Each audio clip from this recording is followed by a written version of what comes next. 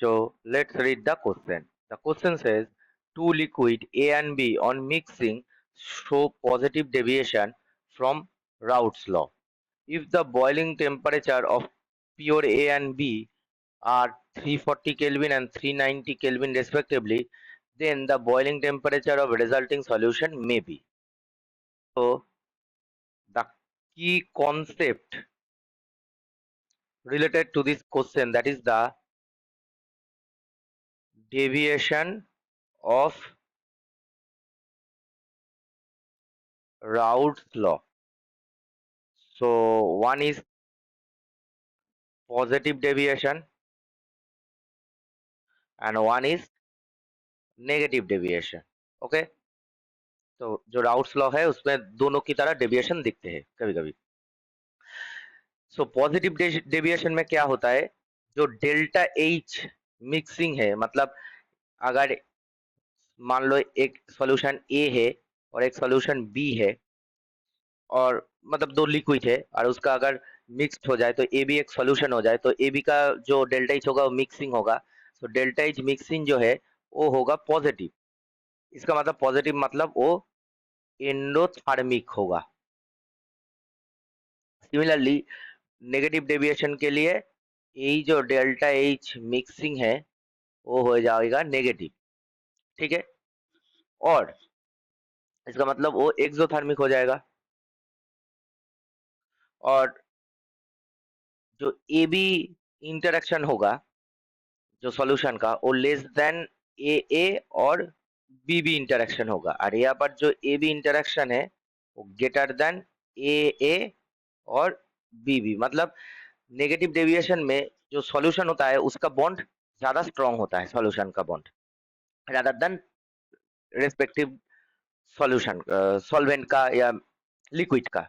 ठीक है, अब इस क्वेश्चन में बोला है जो ये लिक्विड है उसका बॉइलिंग पॉइंट 340 है और बी का जो बॉइलिंग पॉइंट है वो है 390 केल्विन. ठीक है, अब पॉजिटिव डेविएशन शो कर रहा है दोनों मिक्सिंग के बाद.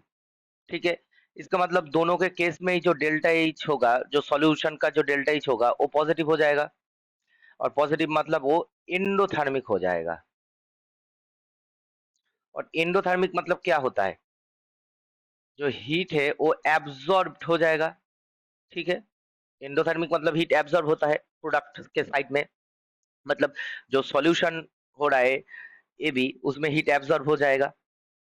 ठीक है, और एब्जॉर्ब, अगर हीट एब्जॉर्ब हो जाए इसका मतलब क्या है, जो सॉल्यूशन ए का जो हीट है वो भी नहीं रहेगा और सॉल्यूशन बी का जो हीट है वो भी नहीं रहेगा, उससे कम हो जाएगा, क्योंकि ये तो कूल कूल हो जाएगा, कोल्ड हो जाएगा rather than A and B. इसका मतलब क्या होगा, जितना भी हीट डालो वो सब कुछ एब्जॉर्ब हो जाएगा. इसका मतलब ए बी का जो हीट रहेगा और टेम्परेचर रहेगा, बॉइलिंग टेम्परेचर, वो temperature less than the minimum temperature. अब लेस देन मिनिमम टेम्परेचर मतलब ए और बी का जो टेम्परेचर है उसमें जिसका भी टेम्परेचर कम है उससे भी कम हो जाएगा, क्योंकि हीट एब्जॉर्ब हो रहा है ना. इसलिए मतलब ए का जो है 340 और बी का जो है 390. ठीक है, और इसमें जो हीट होगा वो 340 से भी कम हो जाएगा. सो वो जो होगा लेस देन 340 टू 390. 390 से तो कम होगा ही और 340 से भी कम हो जाएगा, क्योंकि जो टेम्परेचर है वो सॉल्यूशन में एब्जॉर्ब हो रहा है सारे के सारे. सो अब ऑप्शन में देखना है कौन सा वाला टेम्परेचर है जो 340 से कम है. ऑप्शन ए में है 393 kelvin, which is greater than 340, तो नहीं होगा. वो भी, और 390 से भी ज्यादा है तो हो भी नहीं. ऑप्शन बी है 342 केल्विन. अब 342 केल्विन 342 40 से ज्यादा है, नहीं होगा. ऑप्शन सी 386 केल्विन, वो भी 340 से ज्यादा है, नहीं होगा. Option D 337 kelvin. तो हमारा जो आंसर आएगा वो है option D 337 Kelvin. The answer key is option D. I hope you will understand the solution very well. Best of luck.